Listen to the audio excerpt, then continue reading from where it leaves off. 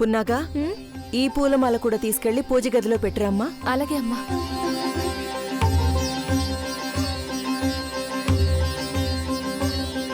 ఏయ్, ఎక్కడికి ఆ పూలదండ? అయ్యగారు పూజ చేస్తున్నారు, ఇవ్వడానికి వెళ్తున్నాను. పూజమాల నువ్వివ్వడమేంటే? మా మావయ్యకి నేనే ఇస్తాను, ఇవ్వు. అమ్మగారు నన్నే ఇవ్వమన్నారు. ఇది అమ్మగారే, మాల దానికివ్వు. లేదు, అమ్మగారు నన్నే ఇవ్వమన్నారు. మా మాట వినటమే పనిదాని పని. ఆ మాల దాని చేతికివ్వు. నేను ఇవ్వకూడదా? ఇవ్వకూడదు కదా అని చెప్పింది. ఏ? ఏంటి ఎక్కువ మాట్లాడుతున్నావు? ముందా దండ దానికివ్వు. నేనివ్వరమ్మా. నన్నే ఎదిరిస్తున్నావేంటే? ఇవ్వు. నేనివ్వను. ఇవ్వు. నేనివ్వను. ఇవ్వవే. నేనివ్వనంటుంటే ఇవ్వు. ఇవ్వను. వదులు పర్ణిక, వదులు. ఇవ్వు. ఇవ్వమని చెప్తున్నాను కదా. వదలమంటుంటే ఇవ్వు. నేనివ్వు. వదులు. నాకివ్వు. అబ్బో, ఇవ్వు.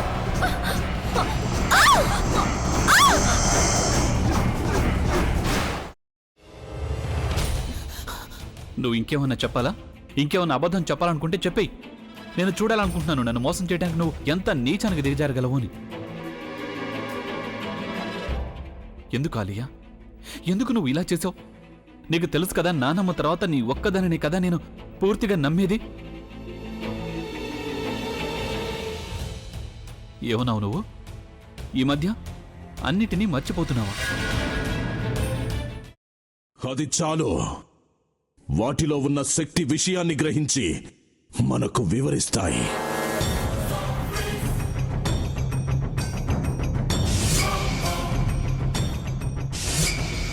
ఎవరు ఆ దండ విప్పొద్దు, గది తలుపులు తెరవద్దు.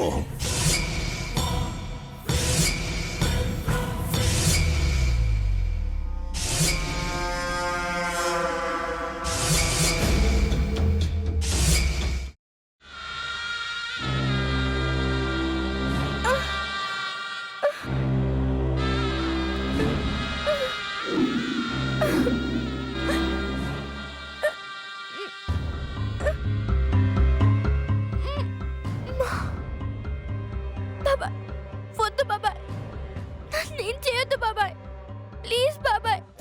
నీకు నిజం తెలిసినప్పుడే నా ఆలోచనలో నువ్వు చచ్చిపోయావు. ప్లీజ్ కొంచెం తినండి. భీమారావు గారు, మీరా? ఇగో మీరా కాదు, సక్కుబాయ్. అవును, మీ పనామే లేచిపోయిందని చెప్పి కంప్లైంట్ ఇచ్చినావు కదా. రేయ్, ఆయన కంప్లైంట్ ఇచ్చింది లేచిపోయిందని కాదు, కనిపించడం లేదు అని. అట్లానా? సరే మేడం. ఇడియట్. ఆ వంట మనిషి పేరేంటన్నారు? రత్తాలు మేడం. ఏం పెద్ద మంచి, నీ వంట మంచిని కూడా మేడం అని పిలుస్తావా? రేయ్ హాఫ్ బ్రెయిన్,